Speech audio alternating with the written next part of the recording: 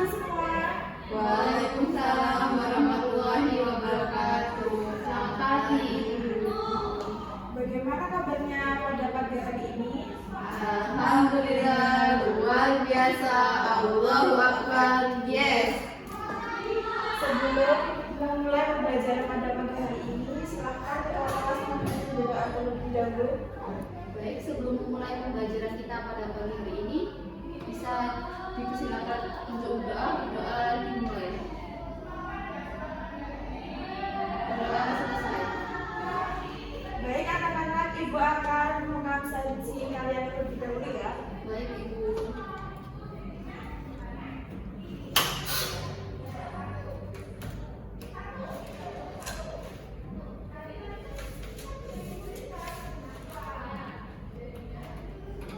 Miska Dwi, Hadir, Ibu. Okta. Hadir, Ibu. Oke, baik, pada pagi hari ini hadir semua ya. Iya, Bu. Baik anak-anak, pada hari ini kita akan belajar tentang kehidupan sehari-hari kita ya. Sebelumnya, coba siapa di antara kalian yang pernah melihat orang membuat genteng? Saya, Bu, di dekat rumah saya itu ada pabrik pembuatan genteng, Bu. Bagus sekali. Jadi kalian pasti tahu kan bahwa genteng terbuat dari tanah liat yang dibentuk, ditekan, lalu dikeringkan atau dibakar, bukan? Iya, Bu. Nah, menurut kalian nih, saat proses pencetakan genteng, apakah ada gaya yang bekerja di dalamnya? Kayaknya sih iya, Bu. Soalnya waktu ditekan presnya itu ya, Bu. Genteng yang harusnya atau tanah liat yang harusnya padat segini biasanya itu jadi sesuai cetakan, Bu. Jadi kemungkinan ada gaya yang bergerak di dalamnya atau gaya yang bekerja di dalamnya. Oke, bagus sekali. Perlu kalian ketahui bahwa dalam proses penekanan tanah liat itu terdapat gaya tekan dan tekanan yang bekerja di dalamnya. Maka dari itu, pada pagi hari ini kita akan mempelajari bagaimana dua hal tersebut bekerja dan mengapa penting dalam kehidupan sehari-hari atau dalam proses pembuatan genteng. Sebelum kita masuk ke dalam contoh langsungnya, di sini Ibu akan menjelaskan terlebih dahulu mengenai apa itu gaya tekan. Nah, gaya merupakan tekanan atau dorongan yang dapat mengubah bentuk atau gerak suatu benda. Sedangkan gaya tekan sendiri merupakan gaya yang bekerja tegak lurus ke permukaan suatu benda dan menyebabkan benda tersebut menjadi lebih padat. Contohnya begini, ketika kalian menekan plastisin dengan tangan, maka kalian memberikan gaya tekan pada plastisin tersebut. Arah gaya itu tegak lurus dalam permukaan plastisin, yaitu ke bawah. Semakin kuat kalian menekan, maka semakin besar gaya tekan yang kalian berikan. Nah, gaya ini biasanya dilambangkan dengan huruf F besar dan satuannya adalah newton. Sekarang, ada yang tahu apa perbedaan gaya tekan dan tekanan? Saya, Ibu. Gaya tekan merupakan dorongan yang diberikan, sedangkan tekanan merupakan besar dorongan pada setiap satuan luas permukaan. Benar sekali apa yang dijawab oleh Rizka.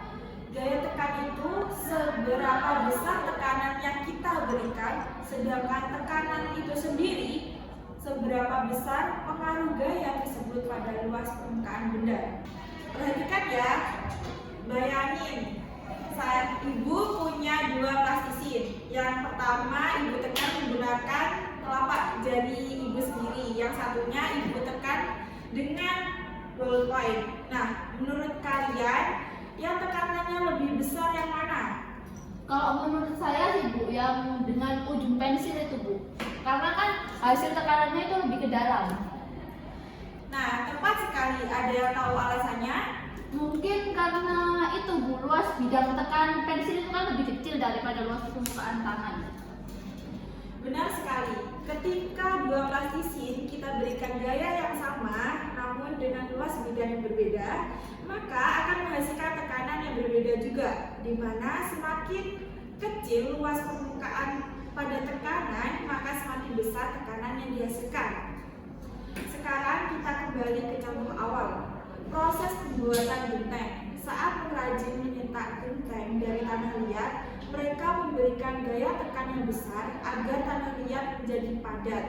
Tanah liat yang padat akan membentuk struktur yang kuat setelah dikeringkan atau dibakar. Kalau tekanannya terlalu kecil, tanah liat tidak menyatu sempurna. Akibatnya genteng mudah retak saat dijemur. Baik, Ibu akan menayangkan suatu video proses pembuatan genteng. Silahkan amati proses tersebut ya, anak-anak. Baik, Bu.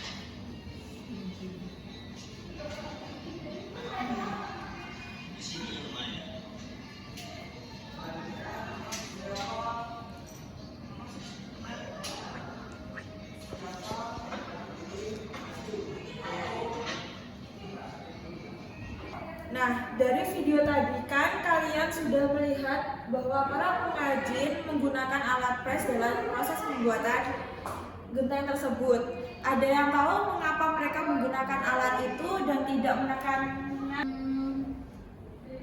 Karena gaya tekan dari tangan itu kurang kuat, Bu. Jadi kalau dibandingkan dengan mesin itu jelas lebih stabil yang mesin. Iya, benar sekali.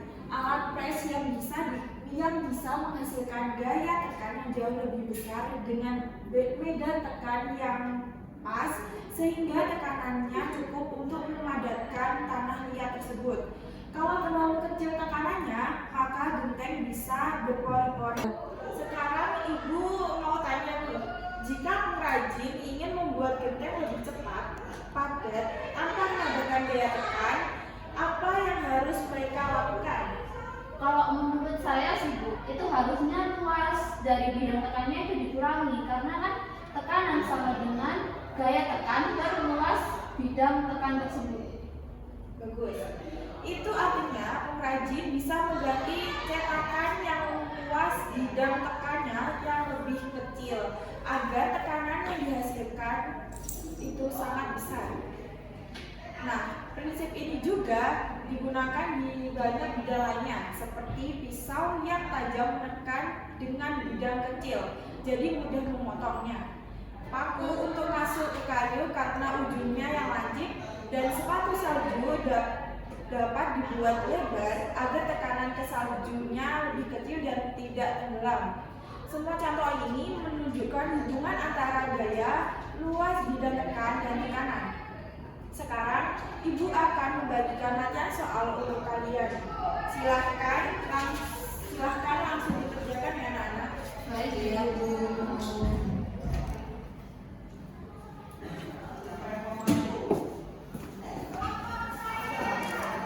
Terima kasih, Bu.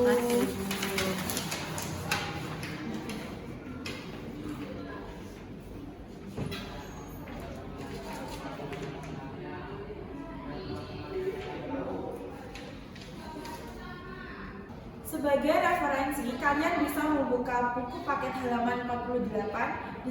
Di sana ada penjelasan tentang materi pada hari ini. Silahkan kalian cari jawaban yang sesuai dengan teori dan rumus yang ada. Setelahnya, kalian bisa langsung menuliskan jawabannya pada lembar kerja yang sudah Ibu berikan. Baik, Ibu.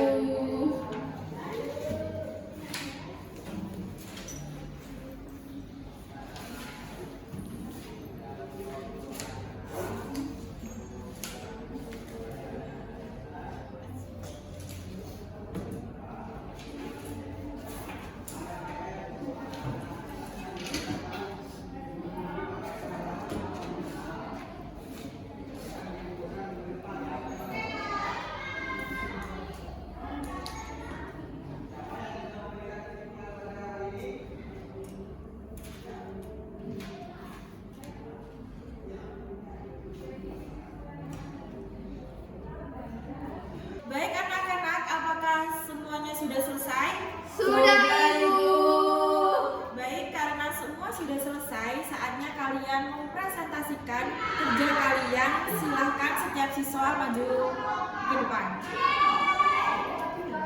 Saya dulu.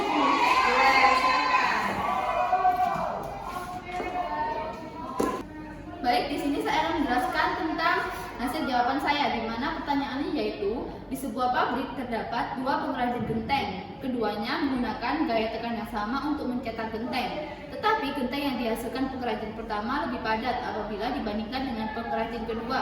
Menurut saya, faktor apa yang menyebabkan adanya perbedaan hasil tersebut? Nah, jawaban saya yaitu perbedaan atau kuatnya genteng yang dicetak oleh dua pengrajin meskipun menggunakan gaya tekan yang sama dapat dijelaskan melalui konsep luas permukaan dalam fisika tekanan atau dalam materi gaya dan tekanan, di mana tekanan didefinisikan sebagai gaya tekan dibagi dengan luas permukaan bidang tekan, atau P sama dengan F per A, di mana P merupakan tekanan, F merupakan gaya tekan, dan A merupakan luas bidang kontak. Jika kedua pengrajin memberikan gaya yang sama tetapi hasil gentengnya berbeda, yang pertama lebih padat, hal ini dikarenakan pada pengrajin pertama luas bidang tekannya lebih kecil dibandingkan pengrajin kedua. Dengan luas permukaan yang lebih kecil, gaya yang dihasilkan oleh pengrajin pertama lebih besar apabila dibandingkan dengan gaya yang dihasilkan oleh pengrajin kedua. Nah, tekanan besar ini membuat partikel-partikel bahan genteng saling mendekat lebih erat sehingga genteng menjadi lebih padat dan kuat.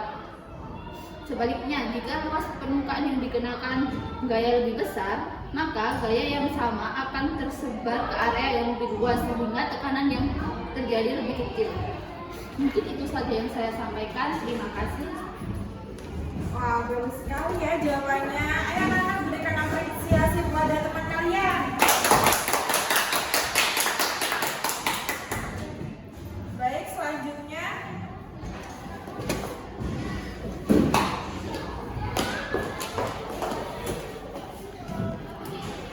baik, di sini saya akan menyampaikan hasil dari jawaban saya, di mana soalnya yaitu sebuah pabrik pengrajin genteng mencetak gentengnya dengan menggunakan alat cetak pres agar padat.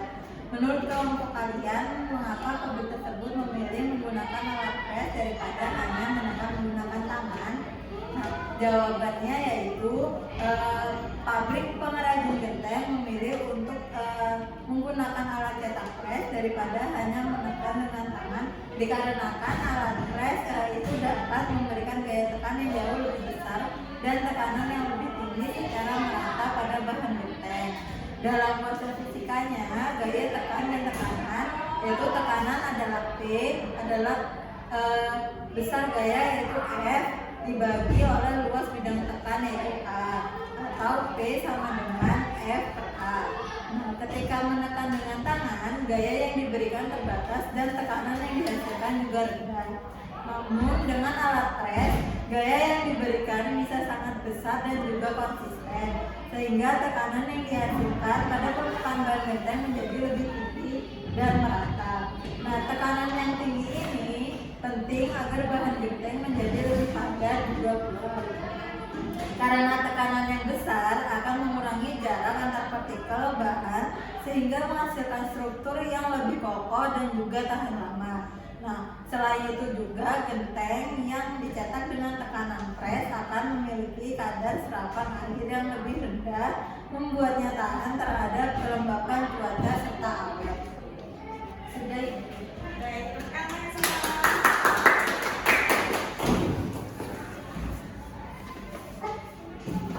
Nah, karena semua sudah mempresentasikan hasil tugasnya pada pagi hari ini, sekarang Ibu akan menyimpulkan bahwa semua siswa telah memahami materi pembelajaran kita pada pagi hari ini. Baik anak-anak, kesimpulan pada pembelajaran kita pada hari ini adalah gaya tekan adalah gaya yang bekerja tegak lurus ke permukaan benda.